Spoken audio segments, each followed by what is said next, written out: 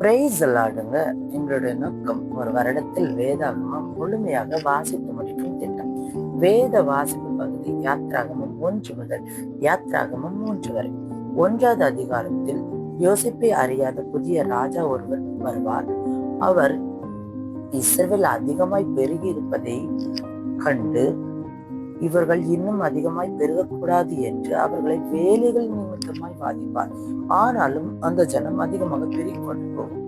இதன் நிமித்தமாய் மருத்துவச்சிகளை அழைத்து ஆண் குழந்தைகள் எல்லாரையும் கொலை செய்க என்று சொல்வார். ஆனால் அந்த மருத்துவச்சிகள் கர்த்தருக்கு பயந்தது நிமித்தமாய் பிரசவிக்கும் ஆண் குழந்தைகளை அப்படி செய்யாமல் காப்பாற்றுவார்.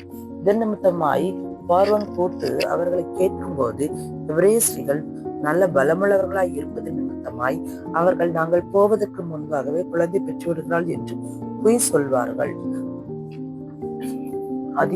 2வது அதிகாரத்தில் லேவியின் குடும்பத்தில் ஒருவன் லேவியின் குமாரத்தில் ஒருத்தியை விவாகம் பண்ணினான். அந்த ஸ்ரீ கர்ப்பவதியாகி ஒரு ஆண் பிள்ளையை பெற்று அது அழகுள்ளதாகவும் இருக்கும்.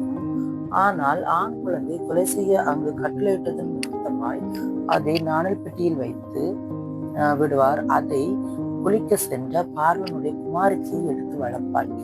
அதை வளர்ந்த பின்பு பெரியவனாகி அவன் ஒரு கொலை செய்வான். அதை பார்வன் அறிந்து அவனை கொலை செய்ய வகை தேடுவான்.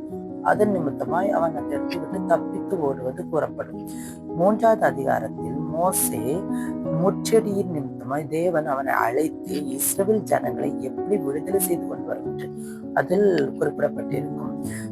இந்த அதிகாரத்தில் நான் 3 அதிகாரத்திலும் கேள்விகள் கேட்கப்பட்டுள்ளது. அதை நீங்கள் இன்னும் அதிகமாக தியானிப்பதற்கு இந்த கேள்விகளை நீங்கள் கண்டெடுத்தால் உங்களுக்கு உதவியா இருக்கும். கர்த்தர் தாமே உங்களை ஆசீர்வதித்து செய்வாராக.